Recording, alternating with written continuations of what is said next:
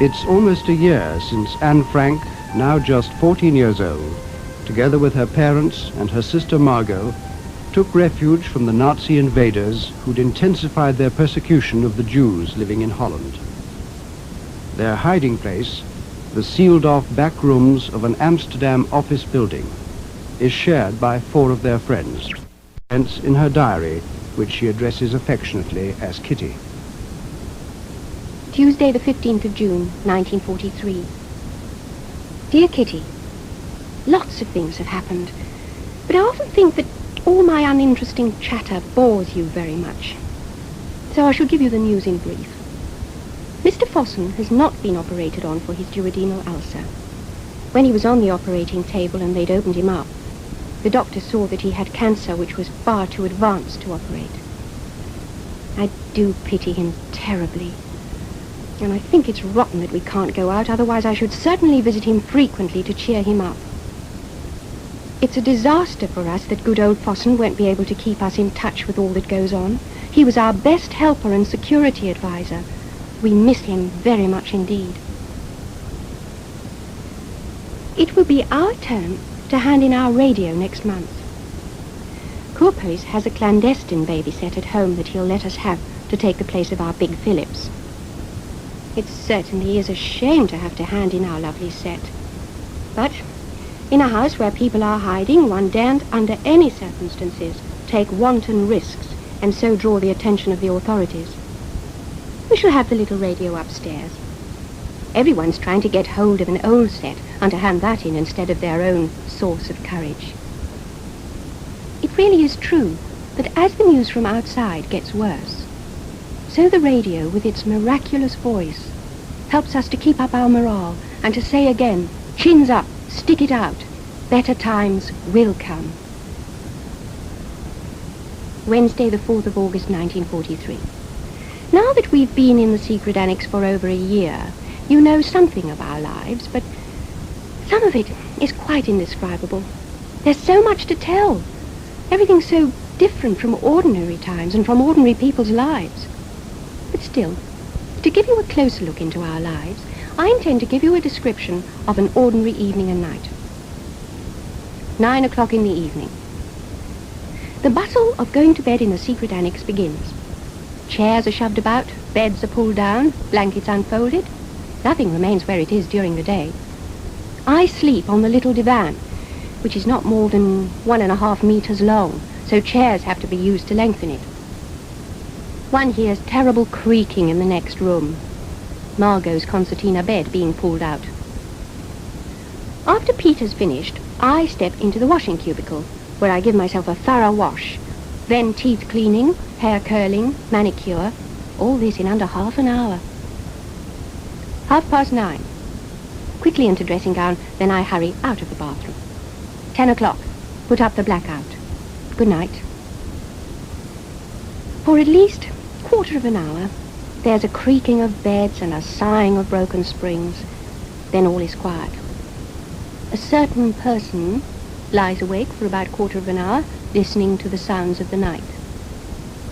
We can get a bit of shooting in the night, varying between 1 o'clock and 4. I quickly grab a pillow and scamper to Daddy. Once landed in his big bed, the worst is over. Except if the firing gets very bad.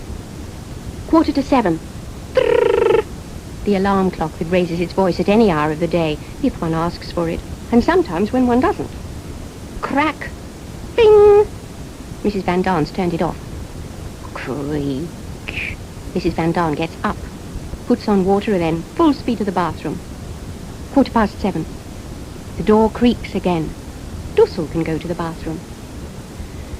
Once alone, I take down the blackout, and a new day in the secret annex has begun. Friday, the 10th of September, 1943. Every time I write to you, something special seems to have happened, but they're more often unpleasant than pleasant things.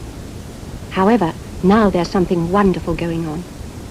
Last Wednesday evening, we sat round listening to the 7 o'clock news, and the first thing we heard was, "Here follows the best news of the whole war. Italy has capitulated." Italy's unconditional surrender. God Save the King, the American national anthem, and the Internationale were played. As always, the Dutch programme was uplifting but not too optimistic.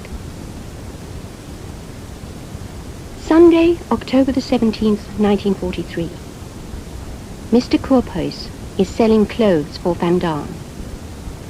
It is an unpleasant fact that the Van Daans have run right out of money. Mrs. Van Daan will certainly have to part with her fur coat. They've had a terrific row upstairs about it. I am dazed by all the abusive exchanges that have taken place in this virtuous house during the past month. Daddy goes about with his lips tightly pursed. When anyone speaks to him, he looks up startled, as if he's afraid he'll have to patch up some tricky relationship again. Mummy has red patches on her cheeks from excitement. Margot complains of headaches. Dussel can't sleep. Mrs. Van Daan grouses the whole day, and I'm going completely crackers. Quite honestly, I sometimes forget who we're quarrelling with and with whom we've made it up. The only way to take one's mind off it all is to study, and I do a lot of that. Friday the 29th of October. There have been resounding rows again between Mr. and Mrs. Van Daan. It came about like this. I've already told you that the Van Daans are at the end of their money. One day, some time ago, Koophuis spoke about a furrier who he was on good terms with. This gave Van Daan the idea of selling his wife's fur coat. He got 325 florins for it, an enormous sum.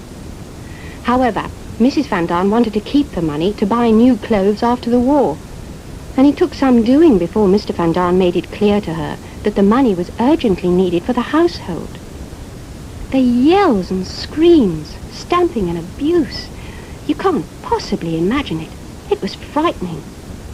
My family stood at the bottom of the stairs with bated breath, ready if necessary to drag them apart. All this shouting and weeping and nervous tension are so unsettling and such a strain that in the evenings I drop into my bed crying, thanking heaven that I sometimes have half an hour to myself. At such times, Daddy, Mummy and Margot leave me cold. I wander from one room to another, downstairs and up again, feeling like a songbird whose wings have been brutally clipped and who's beating itself in utter darkness against the bars of its cage. Go outside, laugh, and take a breath of fresh air, a voice cries within me. But I don't even feel a response anymore. I go and lie on the divan and sleep, to make the time pass more quickly, and the stillness and the terrible fear, because there's no way of killing them. This evening, while Ellie was still here, there was a loud, penetrating ring at the door. I turned white at once, got a tummy ache and heart palpitations, all from fear. At night, when I'm in bed, I see myself alone in a dungeon, without Mummy and Daddy. Sometimes I wander by the roadside, or our secret annex is on fire, or they come and take us away at night. I see everything as if it is actually taking place, and this gives me the feeling that it may happen to me very soon. I simply can't imagine that the world will ever be normal for us again. I do talk about after the war, but then it's only a castle in the air, something that will never really happen. If I think back to our old house, my girlfriends, the fun at school, it's just as if another person lived it all, not me. I see the 8 of us with our secret annex as if we were a little piece of blue heaven, surrounded by heavy black rain clouds. The round, clearly defined spot where we stand is still safe, but the clouds gather more closely about us, and the circle which separates us from the approaching danger closes more and more tightly. Oh, if only the black circle could recede and open the way for us.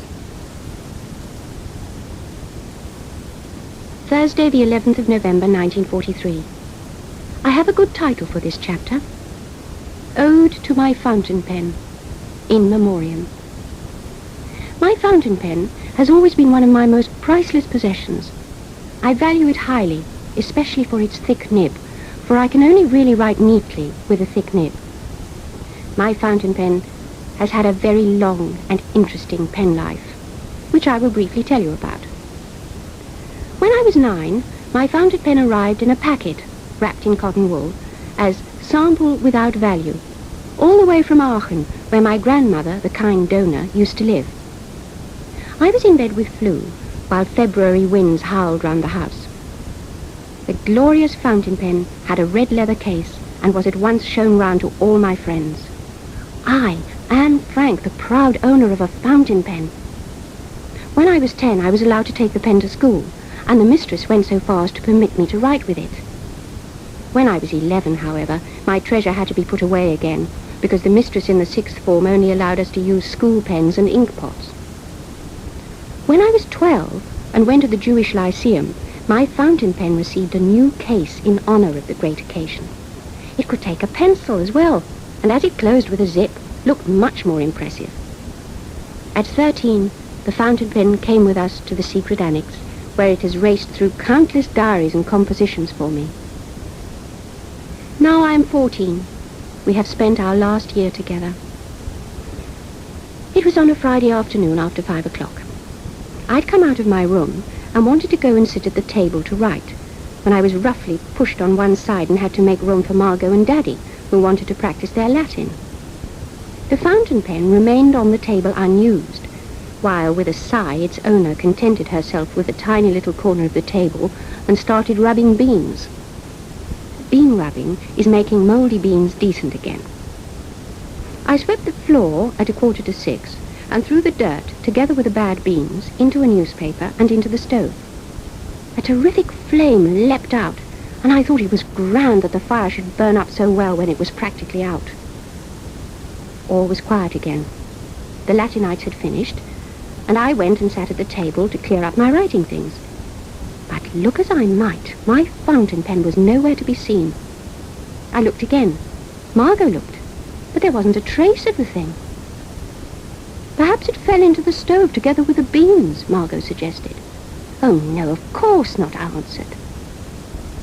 When my fountain pen didn't turn up that evening, however, we all took it that it had been burnt, all the more as celluloid is terribly inflammable.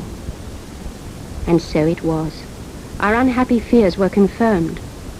When Daddy did the stove the following morning, the clip used for fastening was found amongst the ashes. Not a trace of the gold nib was found. Must have melted and stuck to some stone or other, Daddy thought. I have one consolation, although a slender one. My fountain pen has been cremated. Just what I want later. Yours, Anne.